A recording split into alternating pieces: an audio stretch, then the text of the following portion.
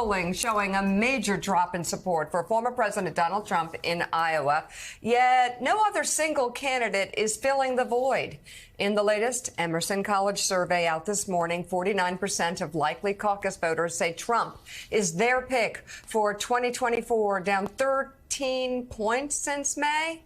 The former president still leads Florida Governor Ron DeSantis by 35 points. The governor has also seen his support fall 6 points since earlier this year.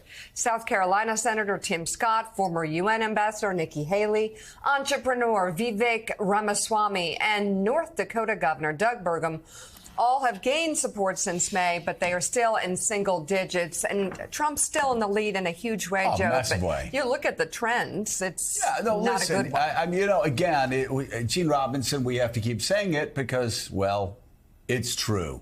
It looks like Trump is a dominant figure. Looks like he's going to win this thing. Mm-hmm. It is still really early.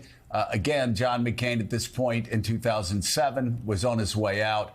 We were talking about Rudy Giuliani going up against Hillary Clinton. Republicans still have several months to figure out whether they want to vote for their nominee, a guy who will probably be convicted by the convention, a guy who stole nuclear secrets, a guy who stole secret war plans to Iran. He says so. He says so, right? Yeah. A guy who stole a military assessment to show what America's weaknesses was. A guy who's been called a rapist by a New York judge and guilty and liable for sexual assault by a jury of his own peers. A guy who's again, you just go down the line. If Republicans still have a little bit of time to figure out if this is who they want representing them moving forward, and Trump has to be the favorite. I still don't think it's a slam dunk because there's a lot of ground to cover between now and then, and it doesn't get any better for Donald Trump.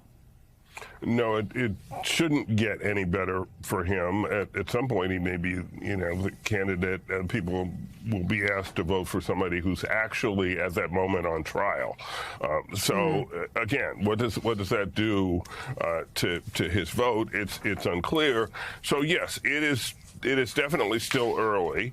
It's not as early as it was, I mean, these months do sort of tick down, and we're going to get to those Iowa caucuses, and we're going to see whether the support actually translates into votes or caucus votes, whatever they do at those caucuses. It's kind of like voting.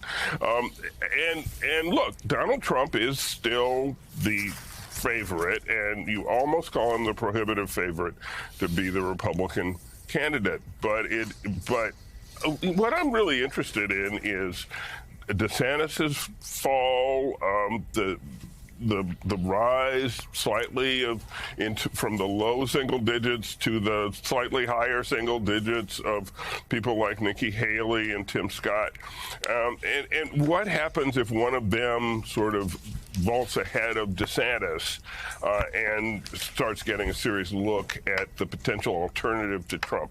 Is that a possibility? Is it possible that they look at them and find them more, one of them more attractive as a potential alternative to Trump than DeSantis, who obviously is not gaining traction?